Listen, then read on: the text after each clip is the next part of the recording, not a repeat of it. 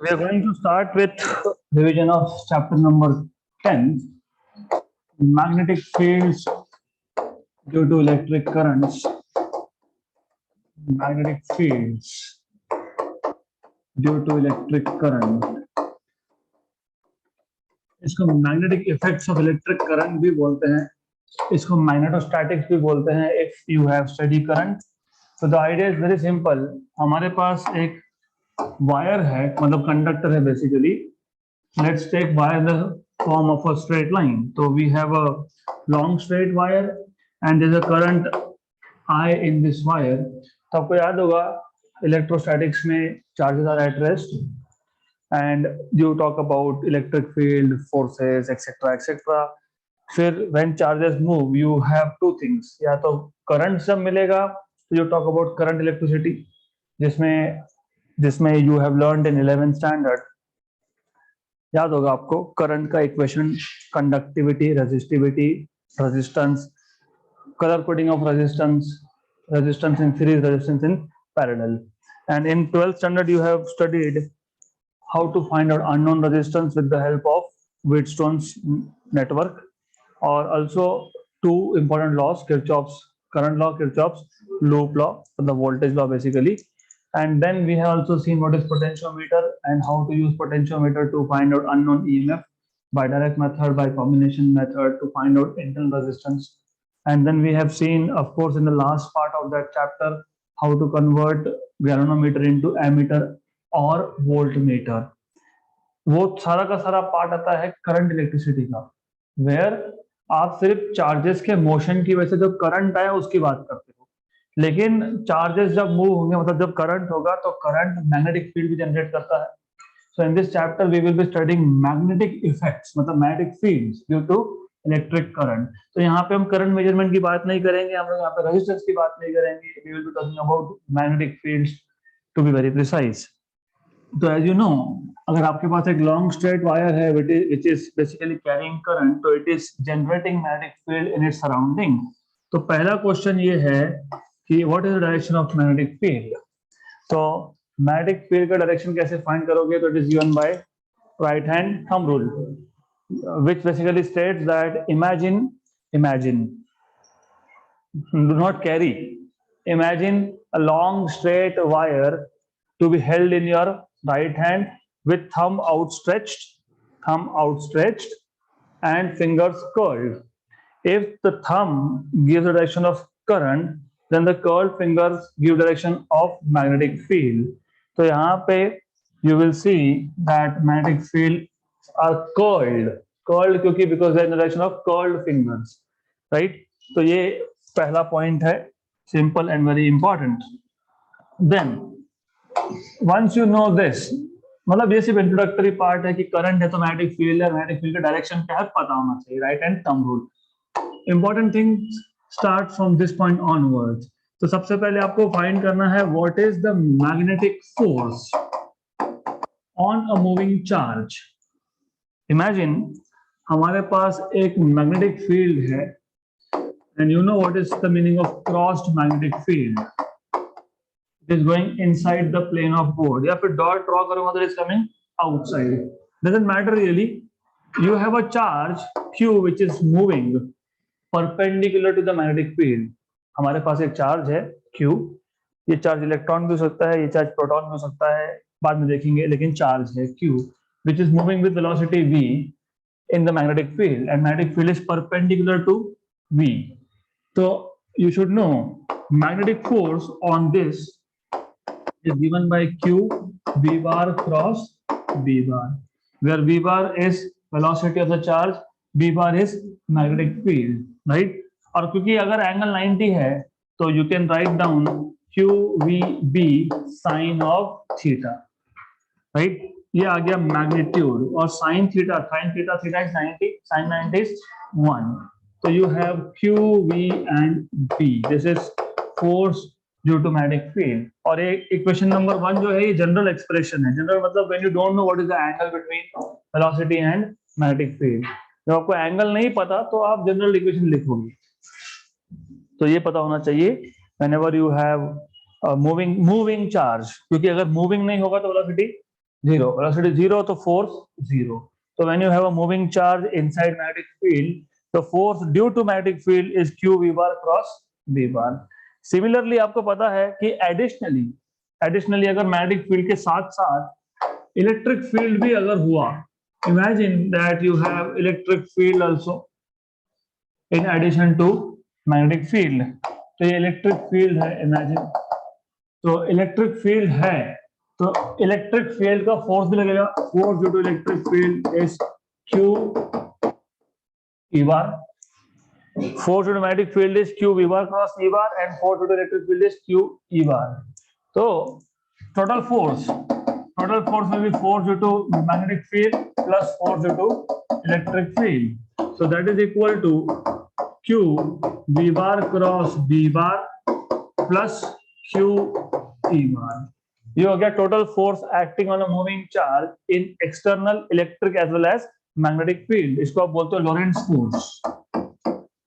It is called as Lorentz force. So Lorentz force is nothing but force acting on a charge. कौन सा charge? Moving charge inside external electric as well as magnetic field. तो ये basics आपको पता होना चाहिए at the first place. Then if this much you know, तो फिर अब हम बात कर सकते हैं magnetic force on a wire carrying current. So now you have a wire which is carrying current. ये तो चार्ज की बात हो रही है. Charge is a single charge. But when you say magnetic force on a wire carrying current, उस case में single charge नहीं है आपके पास. You have many charges moving, right? बाकी के दो टॉपिक है cyclotron. These are not there for this year, so I am going to skip. वो related syllabus में है cyclotron, right? So then you have magnetic force acting on a wire carrying current. On a wire carrying current. तो ऐसा है, हम एक wire का piece ले लेते हैं. Let us take a piece of wire. So let me take a piece of wire. Right ये जो पीस ऑफ वायर है it is inside external magnetic field और मैं इसको दिखाने वाला हूं बाय डॉट्स. डॉट्स मतलब पता है आपको magnetic field which is coming outside from the plane of the board. So you have this something like that. Okay, तो अब आपके पास ऐसा फील्ड है. ये पीस ऑफ वायर है. This is a piece of wire और इस पीस ऑफ वायर का लेंथ मैं लेता हूं L. Let's take length to be L. एक चीज समझ लो, हमारे पास already force magnetic force is already you know is QVB या फिर QV bar cross B bar. This force is force on a single charge. हमें निकालना है what is the force acting on a wire carrying current. Current मतलब एक single charge तो होगा नहीं, लेकिन करंट चार्जेस से ही बनता है, मूविंग चार्जेस से बनता है. तो बहुत सारे चार्जेस मूविंग है, उसमें से एक चार्ज ले लिया. Let me take one charge over here, Q charge which is moving, which is drifting. क्योंकि ड्रिफ्टिंग कब बोलते हो? जब उसका डायरेक्शन एक प्रॉपर डायरेक्शन हो, मतलब specific direction of motion. So when you say that charges are drifting when they are moving only in one direction. So you have a current मतलब motion of charges.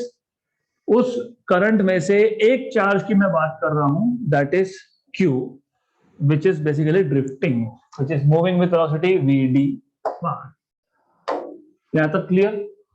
Now what we know कि इस पे एक magnetic force लगेगा क्योंकि ये external magnetic field में है और वो एक्सटर्नल मैग्नेटिक फील्ड का जो फोर्स होता है that is nothing but Q V bar cross V बार और कौन सा V? VD, right? Equation number 1. But by definition of current is charge per unit time. तो charge is current into time. अब imagine time मतलब कौन सा time? Imagine ये जो चार्ज था वो पहले यहां पे था, here, right? It was here. तो अब इस चार्ज को कितना टाइम लगेगा to go from one end to another end, या फिर what is the velocity in terms of distance and length? What is velocity in terms of distance and length? मैंने क्या पूछा है समझ लो। मैं आपको ये बोल रहा हूँ, ये जो चार्ज है जो ड्रिफ्ट हो रहा है क्योंकि करंट है तो चार्ज मोशन है करंट है मतलब चार्जेस का ड्रिफ्टिंग है। लेंथ कितना है L। My question was how much time will it take on this charge to go from here to here. कैसे फाइंड करोगे? Velocity is distance upon time. Velocity is distance upon time. तो time क्या मिल गया? length upon velocity. Substitute there IL by VD. Substitute equation number 2 in equation number 1. So therefore, force due to magnetic field is Q, but Q is IL by VD, and VD cross B bar. Right? अब क्या करोगे? You see, velocity is a vector. Length is also a vector. है ना? हम बोल सकते हैं ना, लेंथ को वेक्टर बना सकते हो। आप बोल सकते हो क्यों? क्योंकि डिस्टेंस को डिस्प्लेसमेंट बना सकते हो ना। Can you make distance is मतलब डिस्टेंस को आप डिस्प्लेसमेंट कन्वर्ट कर सकते हो? यस। तो लेंथ को आप वेक्टर बना सकते हो? यस। आप बोल सकते हो कि जो वायर है उसका लेंथ लेफ्ट एंड से स्टार्ट हो रहा है और राइट एंड पे खत्म हो रहा है, मतलब direction of length and direction of velocity are same. मतलब क्या करना है, सिर्फ इसकी टोपी उसके साथ। What you have to do is you just have to flip the caps. इसकी टोपी इसके साथ। वेलोसिटी को वेक्टर छोड़ के आपने लेंथ को वेक्टर बना दिया। लेंथ को वेक्टर बना दिया, इसको बाहर निकालो, इसको अंदर ले जाओ, क्योंकि क्रॉस प्रोडक्ट में कौन पार्टिसिपेट करता है? वेक्टर करता है। इसको ऊपर ले आओ, ले आए, हो गया। Cancel and cancel. तो बन गया आपके पास force F B bar equal to I L bar cross B bar, right? तो यही एक फॉर्मूला आना चाहिए आपके पास। Force due to magnetic force acting on a current carrying wire inside external magnetic field, यही आएगा। तो स्टेप्स याद रखना, you always have to follow this link. सबसे पहला link, the first link was this कि what was happening, if you remember, क्या था कि we started by saying हमको पता है what is a force acting on a moving charge inside external magnetic field Q V bar cross V bar। फिर हमने बोला कि इंस्टेड ऑफ सिंगल चार्ज अगर हमारे पास एक वायर है जिसका लेंथ L है, वो एक्सटर्नल फील्ड में है, उसमें करंट है मतलब चार्जेस मोशन में है, चार्जेस में से एक चार्ज ले लिया, उसका वेलोसिटी VD है, तो फोर्स कितना एक्ट होगा? Q V bar cross V bar, से V की जगह पे VD bar।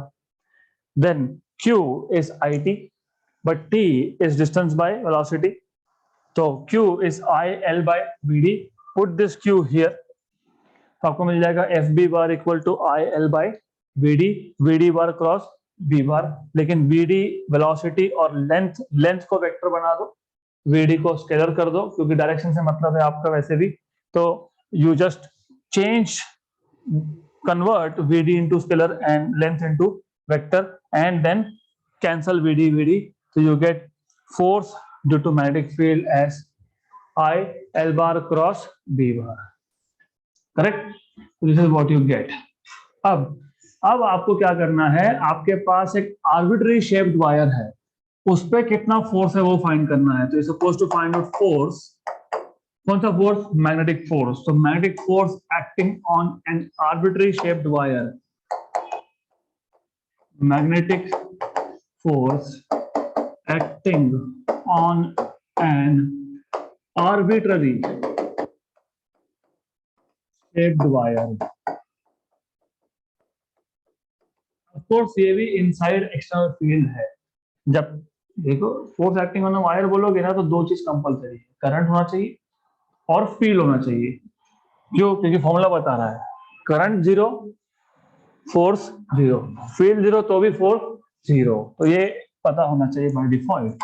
अब ऐसा है, you have arbitrary shaped wire, आपके पास एक रैंडम शेप का वायर है, इसमें से करंट फ्लो हो रहा है, you have current through this wire, end of course ये जो वायर है this is inside external field, तो यू हैव एक्सटर्नल फील्ड,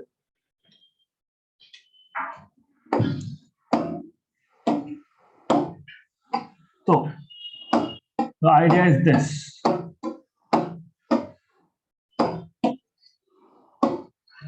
यहाँ पे एक एक्सटर्नल फील्ड है और ये field is also coming out from the plane of the screen here in this case. आपको फाइंड करना है what is the magnetic force acting on this random shaped arbitrary shaped current carrying wire. क्योंकि shape इसका random है, हमको find करना है force, तो हम डायरेक्टली कर नहीं सकते। क्यों नहीं कर सकते? क्यों नहीं कर सकते? लुक, जब आप फोर्स फाइंड करते हो तो मैग्नेटिक फील्ड और लेंथ इसका क्रॉस प्रोडक्ट है, करेक्ट, राइट? या फिर इवन बेटर वेलोसिटी का और फील्ड का क्रॉस प्रोडक्ट है। इमेजिन एक चार्ज था जो यहां पे एंटर किया, अब यहां पे इसका वेलोसिटी का डायरेक्शन क्या है? समथिंग। वही चार्ज जब यहां पे आएगा तो वेलोसिटी का डायरेक्शन क्या होगा? Something else. वही चार्ज जब यहां पे आएगा तो वेलोसिटी का डायरेक्शन क्या होगा? Something else. तो इसका मतलब डायरेक्शन चेंज होगा, क्योंकि वेलोसिटी का डायरेक्शन चेंज हो रहा है, तो फिर वेलोसिटी का डायरेक्शन चेंज हुआ मतलब फोर्स विल आल्सो चेंज।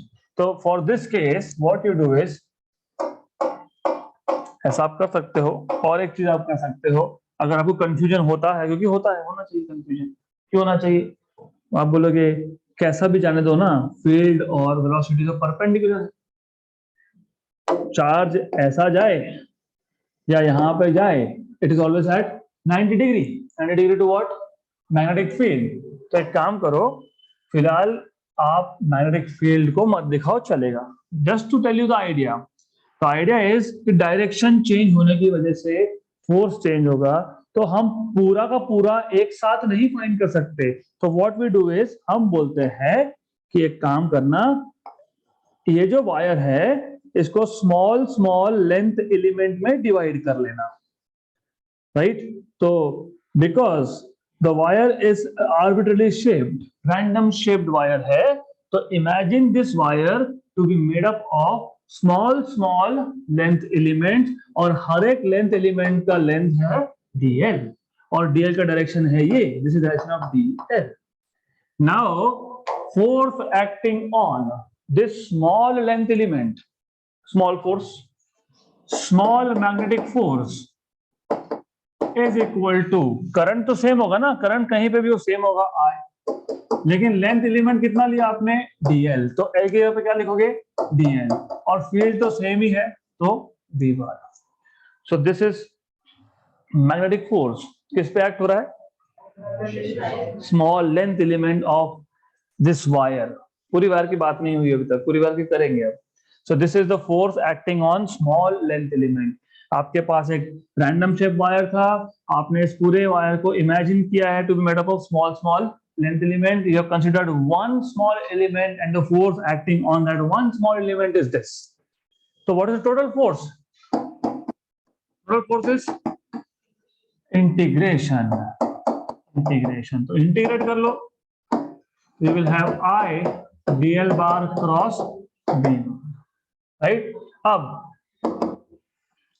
देखो ऐसा है, I कांस्टेंट है, कांस्टेंट भार, बी बार भी कांस्टेंट है, उसको भी भार। सिर्फ कांस्टेंट क्या नहीं है, लेंथ एलिमेंट का डायरेक्शन चेंज हो रहा है तो कांस्टेंट नहीं है, तो ये अकेला अंदर रहेगा इंटीग्रेशन। तो I D L bar cross B bar, क्योंकि बी बार तो सेम ही है ना, हमने कब चेंज किया बी बार को? किया क्या चेंज? नहीं, हम तो बोलते ही ये constant uniform magnetic field. Good, तो this is the force acting on arbitrary shaped wire inside external magnetic field. Then you have next in the list is magnetic force acting on a circular loop carrying current. तो इसके बाद क्या है? magnetic force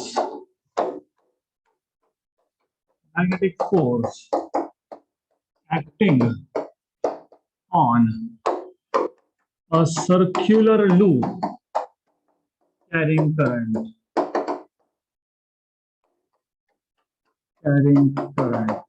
So what you have in this case is आपके पास एक circular loop है, ऐसा एक लूप है हमारे पास, राइट? इसमें से करंट है, ये डायरेक्शन हो गया करंट का I, right? And you want to know, what you want to know is what is the force acting, और ऑफ कोर्स यहाँ पे भी मैग्नेटिक फील्ड है, तो imagine you have magnetic field. अब डायग्राम में मैंने ऐसा ही लिया है कि आई डोंट रिमेम्बर, तो आप देख लेना, but you have magnetic field. अब ऐसा है वापिस, जब लॉन्ग स्ट्रेट वायर हो, जब लॉन्ग आर्बिट्रेरी शेप वायर हो, जब सर्कुलर लूप हो, always split the wire into small length elements. तो imagine the wire to be made up of small length elements. आपके पास एक वायर है which is assumed to be made up of small length elements, तो ऐसे small length elements होंगे यहाँ पे, और लेंथ एलिमेंट का direction of course you can take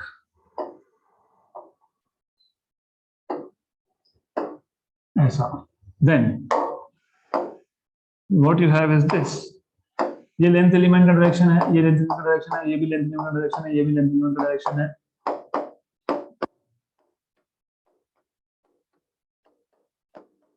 okay, तो अगर आपको इस पे कितना मैग्नेटिक फोर्स फाइंड करना है तो यहां से स्टार्ट करना पड़ेगा, क्योंकि यही सेम है। यहाँ पे भी हमने क्या किया था, कंप्लीट वायर पे कितना force by integration.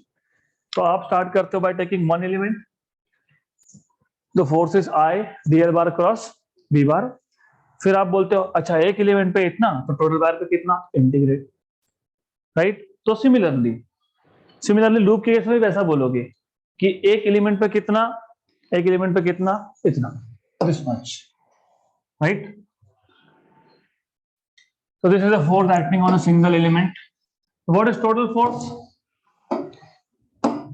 Integration, right? बीच के स्टेप्स मैंने छोड़ दिए because you now know. Clear यहाँ तक? अब if you have such vectors, आपको पता है अगर आपके पास large number of vectors हो and if they are making loop, then the resultant is 0, 0, 0, तो resultant is 0.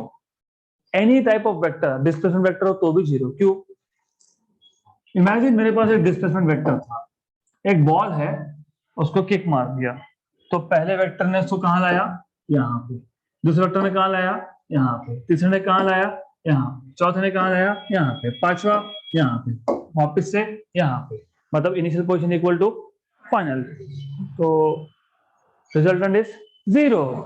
तो अभी क्योंकि आपके पास इस केस में dl का इंटीग्रेशन है, मतलब एडिशन है, और ये लूप है, तो इसका मतलब ये टोटल आपको मिलेगा 0।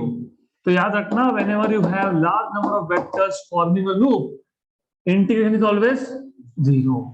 So what is the total magnetic force acting on a current carrying loop? 0. Simple, right? Good. तो अब next topic is torque acting on a current loop in a magnetic field. अब हमारे पास ऐसा है, हमको टॉर्क फाइंड करना है, torque acting on a current loop in a magnetic field. What you have is, हमारे पास एक लूप है और लूप है रेक्टेंगुलर, तो what you have is a rectangular loop, right? So you have a rectangular loop here, something like this, and this loop is basically kept inside external magnetic field. तो हमारे पास एक external magnetic field है और आपको पता है कि एक्सटर्नल मैग्नेटिक फील्ड कैसे जनरेट करते हो with the help of electromagnets. तो what you have is electromagnet over here. I hope you know what is electromagnet. मैंने कल ही बताया था लास्ट सेशन. आपके पास एक कोर होता है, कोर के ऊपर वाइंडिंग होती है. वाइंडिंग में से अगर क्लॉकवाइज करंट अगर सेंड किया तो that face looks like south pole और एंटी क्लॉकवाइज तो नॉर्थ पोल. तो ऐसा है आपके पास. You have this. So what you have is this. This is electromagnet. एक फेस होगा साउथ पोल, एक फेस होगा north pole. So let's say this is north pole, this is south pole. What is the direction of field? North to south. So magnetic field is something like that. ऐसा है magnetic field. Imagine ये जो side है, this side is length, side length is b, और ये rectangular loop है, this side length is b, and this side length let's say is a. तो फर्क नहीं पड़ता, आपको अगर चेंज करना है तो आप चेंज भी कर सकते हो, जो बोलना है वो बोलो, doesn't matter. The idea is कि फिजिक्स शुड बी करेक्ट. तो सिचुएशन समझ लो, you have a rectangular loop and definitely when I talk about rectangular loop I am talking about n number of turns of the loop. तो you have n number of turns. तो मैंने यहाँ पे एक ही turn दिखाया है, but remember there are more turns of this loop. हम बाद में देख लेंगे उसको. then you have current here. This loop has current. अब होगा क्या, कुछ नाम दे देते हैं, P, Q, R and S. Exam में सिर्फ इसको एक्सप्लेन करना है. Consider a current carrying rectangular loop P, Q, R, S placed inside external magnetic field as shown in figure. Let the length of side P, Q and R S be B and length of side P, S and Q, R be A. Right? Imagine a current I is passing through this loop. In clockwise या anti clockwise कोई फर्क नहीं पड़ता यहाँ पे. Right. अब आप बोलोगे since this loop is carrying current inside external magnetic field, magnetic force will act on it, which is given by.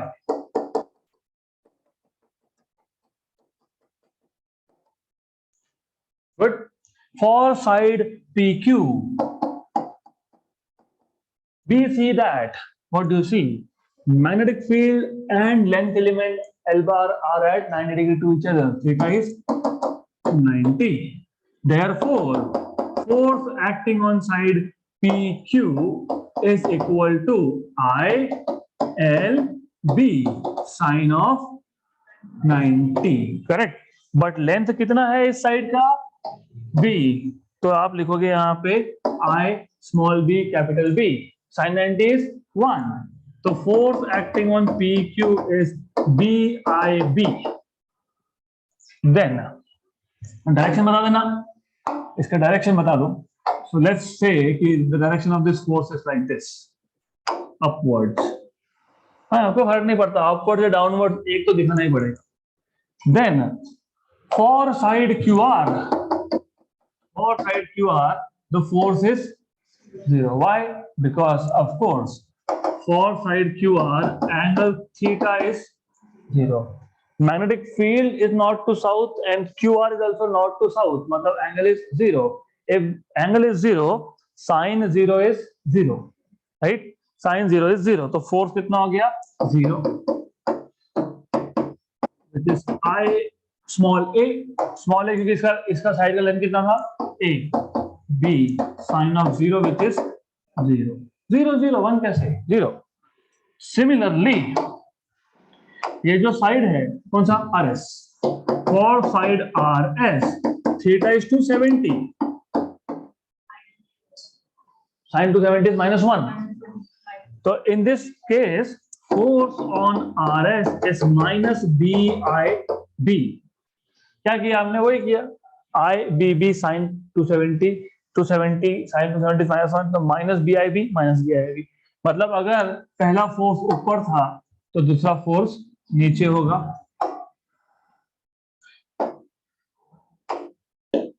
Right.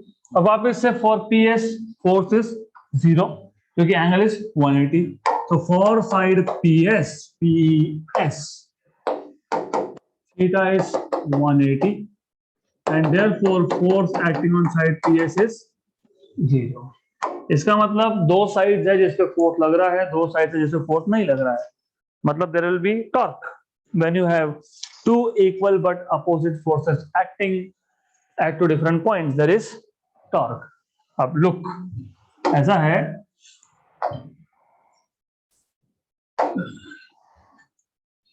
this distance which will be how much?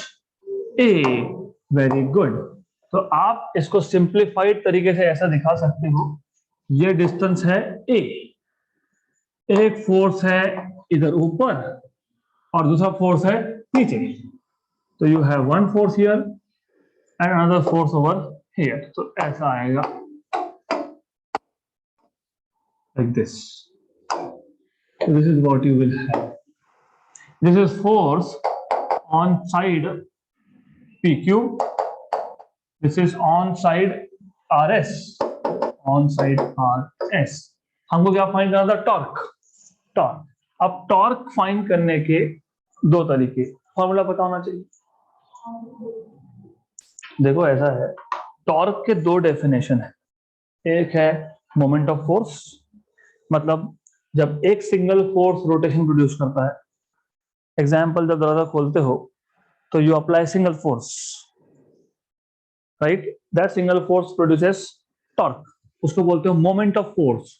Moment मतलब related to rotation of force, क्योंकि single force ने किया, उस case में पता होना चाहिए moment of force which is torque is defined as the force multiplied by perpendicular distance from the axis of rotation. हमारे दरवाजे के केस में बिजागरे होते हैं ना, हिंजेस, हिंजेस से लेके फोर्स तक का minimum distance that is moment arm, तो वो जो डिस्टेंस है moment arm multiplied by force is torque, right. अगर आप वो डेफिनेशन यूज करोगे, मतलब अगर आप मोमेंट ऑफ फोर्स की बात कर रहे हो, मोमेंट ऑफ फोर्स, तो फिर आपको देखना पड़ेगा कि where is the axis of rotation, so it lies here at the center, मतलब it lies here, मतलब this distance will be a by 2, this distance will be a by 2, फिर आप बोलोगे this force is F1, this force is F2, फिर आप बोलोगे torque due to force 1 is force 1 into perpendicular distance, मतलब a by 2, but what is force 1?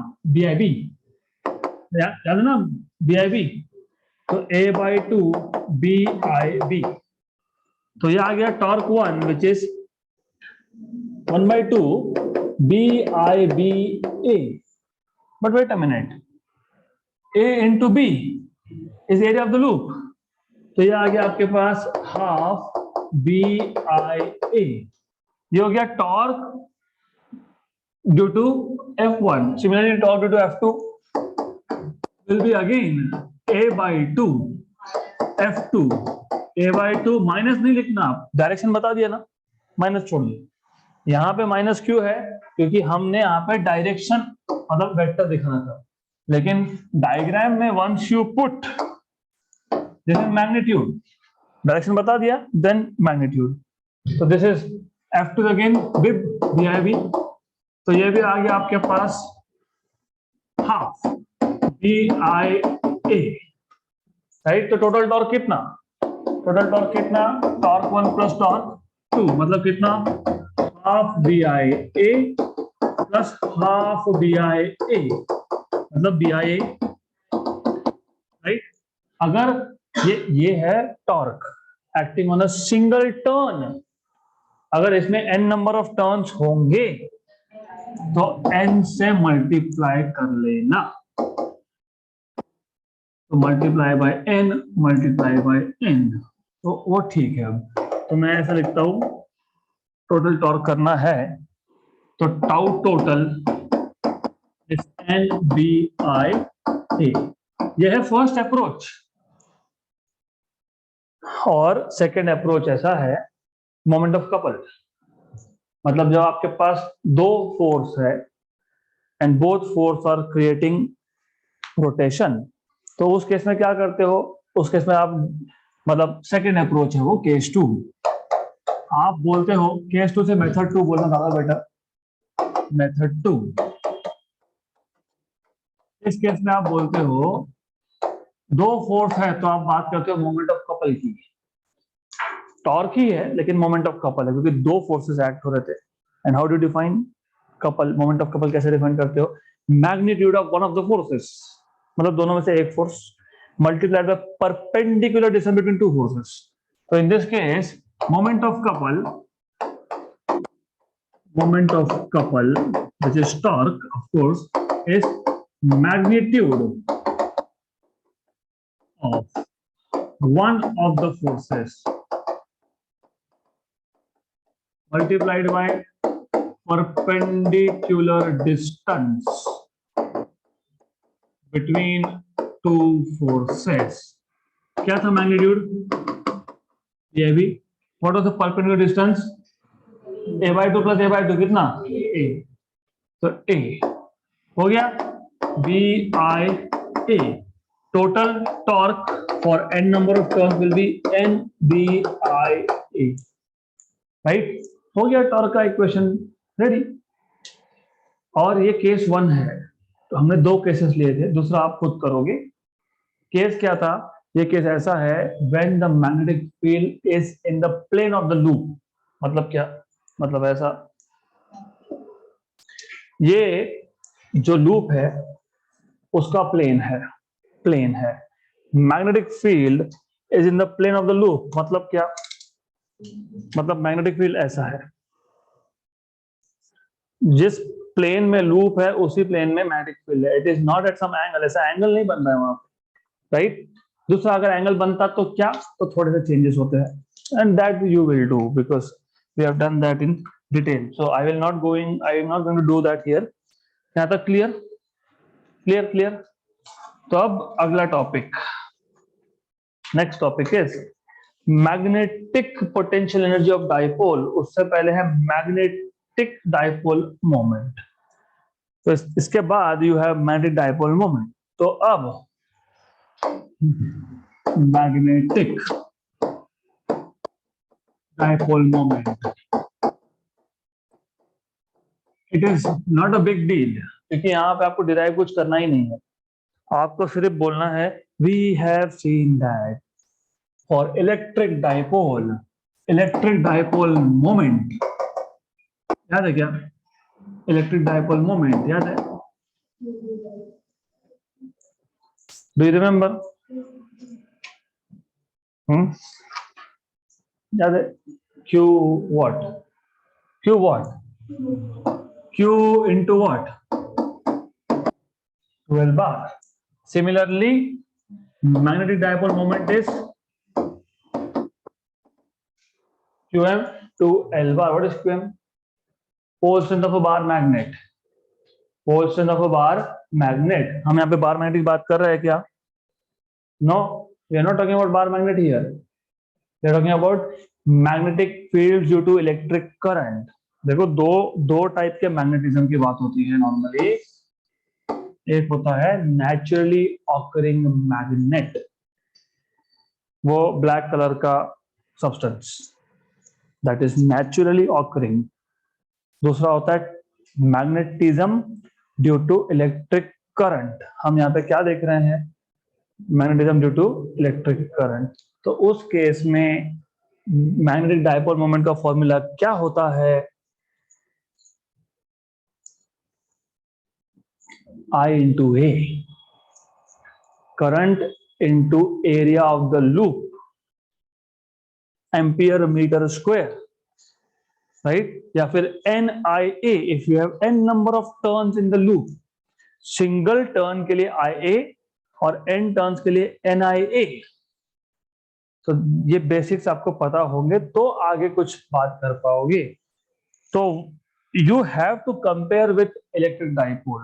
आप बोलोगे we know that torque acting on an electric dipole is given by, अब बताओ। नहीं, अभी टॉर्क का मुझे फॉर्मूला चाहिए, P bar cross E bar. then this is equal to magnitude wise it is equal to PE sin theta, correct, right? Then similarly for torque acting on a magnetic dipole is P की जगह पे M, E की जगह पे B, sine theta की जगह पे sine theta.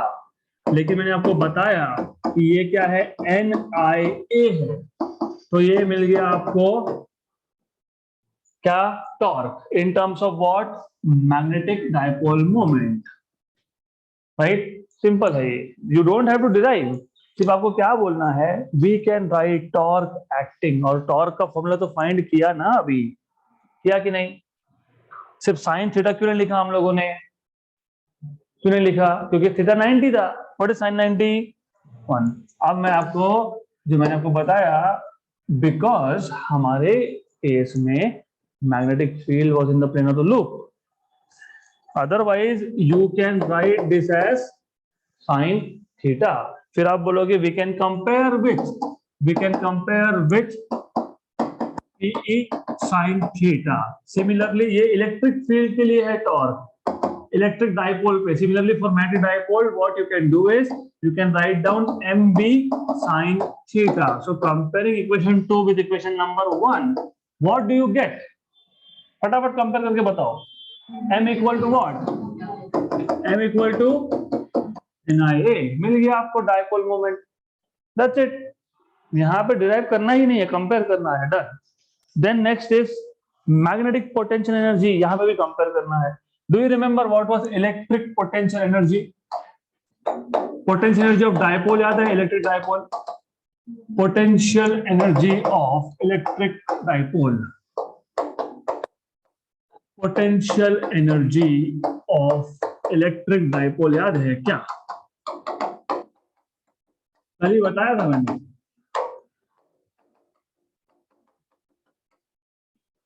बार dot E bar,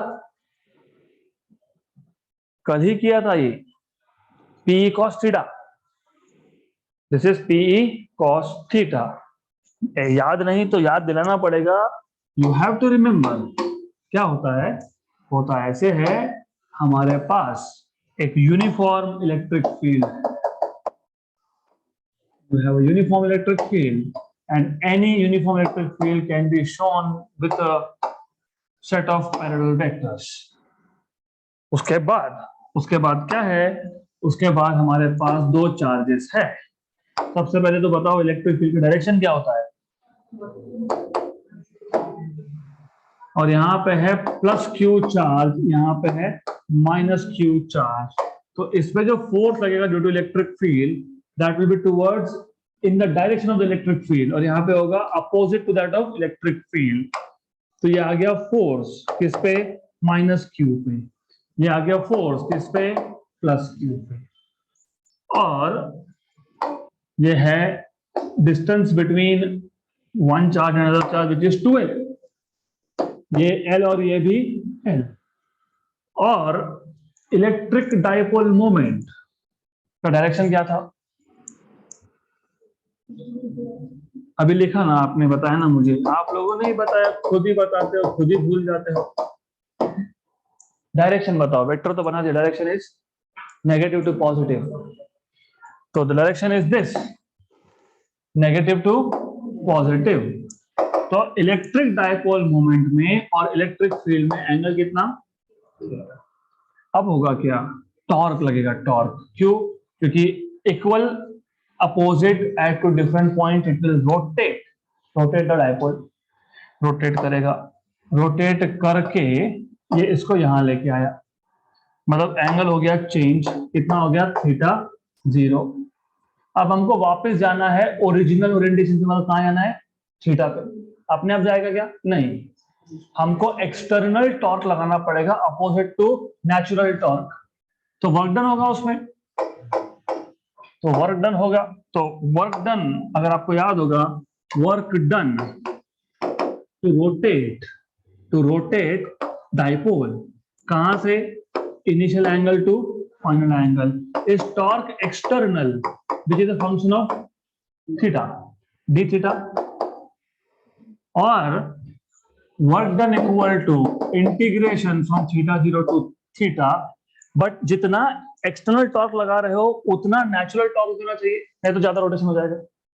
तो ज्यादा नहीं करना है ना, हमको सिर्फ न्यूट्रलाइज करना है। तो न्यूट्रलाइज करना है तो जितना इंटरनल है उतना ही एक्सटर्नल है। इंटरनल कितना था अभी तो बताया था, P sin theta d theta, right. Then ये 11 का रिवाइज कर रहे हैं हम लोग। This is 11 work done equal to क्या क्या constant, P constant, E constant, what is integration of sine minus cos theta from theta 0 to correct. तो work done equal to minus sine को हटा दो, माइनस साइन को हटाओगे तो limits होंगे interchange, फिर अपर लिमिट डालोगे माइनस लोअर लिमिट करोगे, ये आ गया। This work is stored in the form of potential energy.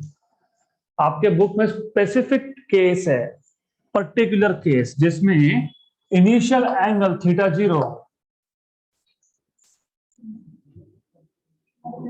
Perpendicular, मतलब इनिशियल डायपोल कैसा था, ऐसा था, मतलब इनिशियल एंगल कितना था, 90 था, मतलब थीटा 0 कितना था, 90 था। तो व्हाट इज cos 90, 0, एक्सेलेंट। मतलब क्या आएगा, PE cos 90 minus cos theta, गया ये 0 हो गया, तो माइनस PE cos थीटा, सही है। तो ये आ जाएगा P bar dot E bar with a negative sign, हो गया। ये आ गया आपका electric potential energy of a dipole. कौन सा dipole, electric dipole, provided the initial orientation of electric dipole is perpendicular to electric field. Similarly for magnetic dipole, सही है ना, u बार, एनर्जी को वेक्टर बना दिया हमने, होता है क्या, राइट। माइनस तो माइनस, p बार की जगह पे m बार, और यहाँ पे हो गया, खत्म, डन। तो यही करना था, that's it, this is what you will have, right. सिर्फ बुक में क्या है, m को म्यू लिखा है, नोट्स में स्मॉल m को क्या लिखा है, mu, okay, this is what you get, clear. तो अगर आपको potential energy of magnetic dipole पता करना है तो आपको इस चैप्टर में डिराइव नहीं करना है, आपको बोलना है, हमने तो कर दिया वैसे, सिमिलर लाइंस, सिर्फ यहाँ पे p की जगह पे म्यू, e की जगह पे b, डायरेक्शन तो सेम है, राइट। तो डिराइव भी कर सकते हो, नहीं तो बोलोगे we know that for electric dipole in external electric field which was initially perpendicular to the field, potential energy is minus P bar dot E bar. Similarly, for potential energy of magnetic dipole inside external magnetic field with initial orientation of the dipole being perpendicular to the magnetic field is given by minus M bar dot B bar, फिर या फिर minus mu bar dot B bar. Clear यहां तक? अगर यहां तक clear है तो we can go ahead to the next topic. तो अब यहाँ पे कंफ्यूजन कहाँ होता है, ये इनिशियल टॉपिक जो हमने किए इसमें आप क्या कर रहे थे, पहले be very specific, you were calculating what is magnetic force acting on a wire carrying current. हमारे पास एक वायर है जिसमें करंट है जो एक्सटर्नल फील्ड में है, उस वायर पे फोर्स लगेगा, वो फोर्स कितना होगा अब हमको फाइंड करना है। और मैंने चैप्टर के स्टार्टिंग में ही बताया आपको कि जब जब वायर में से करंट होगा तब तब वो वायर सराउंडिंग में मैग्नेटिक फील्ड जनरेट करेगा।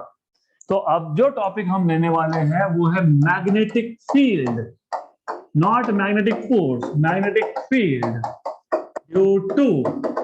Due to a current. यहाँ पे हम फोर्स कैलकुलेट नहीं कर रहे हैं, हम यहाँ पे क्या कैलकुलेट कर रहे हैं, what is the field generated by a current, right. तो सबसे पहले हमको देखना होगा व्हाट इज बायोट-सावर्ट लॉ। तो क्या करेंगे, हम लेंगे एक random shape wire. So what we will do is we will take a random shape wire, and as I told you, in this case we are not calculating force, तो external magnetic field दिखाने की जरूरत नहीं है। Good.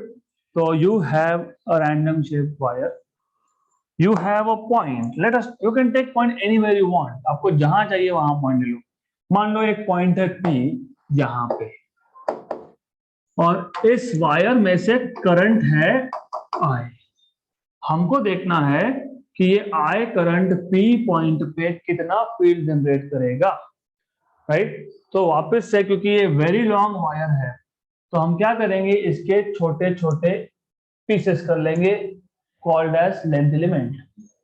The same current will pass through each length element, and let us consider one such element over here. Okay, and now we want to know what is the magnetic field generated due to current passing through this length element at point P. सबसे पहला काम, what you will do is you will join a line from the point to the center of this length element, or length element itself is something like that. ये length element का direction है, this one. Or the angle between the line joining the point and the center of length element with the length element is theta, right? According to Biot-Savart law, तो हमको अगर magnetic field find करना है तो उसके लिए rule है। तो अकॉर्डिंग टू बायोट-सावर्ट लॉ, जैसे इलेक्ट्रिक फील्ड फाइंड करना तो रूल है कि नहीं, electric field is proportional to Q, inversely proportional to R square. वैसे ही according to Biot Savart law, the magnetic field due to a small length element is number one, directly proportional to current in the length element. जितना ज्यादा current उतना ज्यादा field. Number two, directly proportional to the length of the length element. Number three, directly proportional to sine of the angle between the line joining the center of the element with the point and the length element, मतलब sine of theta. Number four, inversely proportional to square of the distance between the point and the center of length element. तो ये Biot-Savart law है। तो कितना magnetic field, proportional to current, proportional to length element, proportional to sine theta, and inversely proportional to R square. Combine कर दो तो you get dB proportional to IDL sine theta by R square. तो when you remove this sign of proportionality, you get a constant of proportionality mu 0 by 4 pi. यहाँ पे मैंने ऐसा लिखा है नोट्स में, शायद वैसा ही होगा, के लिखा होगा शायद, some constant.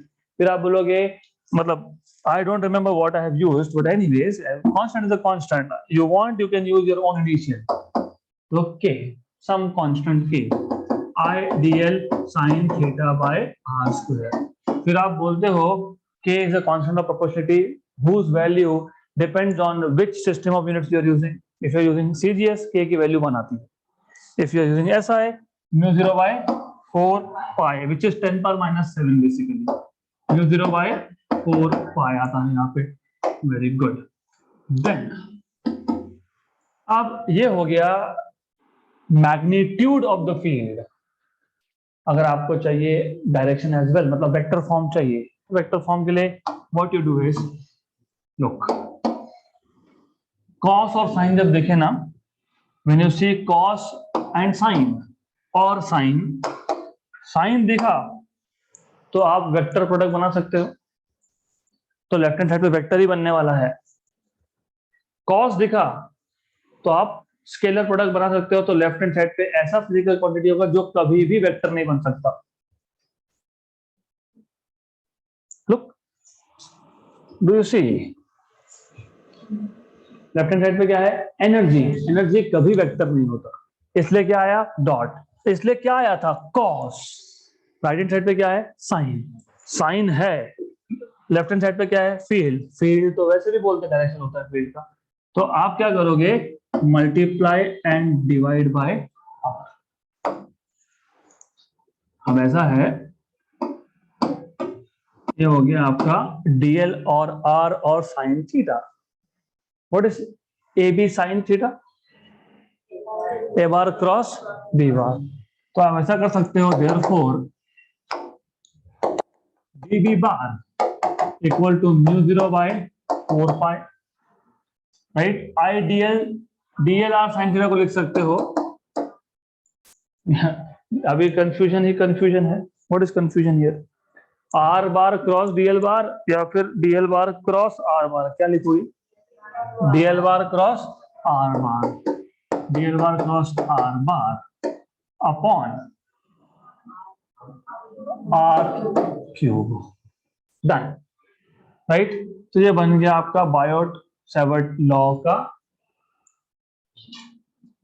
Equation, and which gives you magnetic field due to magnetic field due to small length element। अब फिर आपको, अगर आपको चाहिए होगा, अगर आपका लॉन्ग स्ट्रेट वायर है तो लॉन्ग स्ट्रेट वायर के छोटे छोटे पीसेस कर लेना, राइट? हर एक पीस का फील्ड निकाल लेना और उसके बाद इंटीग्रेट कर देना, right? And then you may have a circular loop. Circular loop के स्मॉल स्मॉल पीसेस कर लेना, हर एक पीस का मैग्नेटिक फील्ड निकाल लेना और सारे पीसेस के मैग्नेटिक फील्ड को इंटीग्रेट कर देना, right? So that point onward we will do in the next session.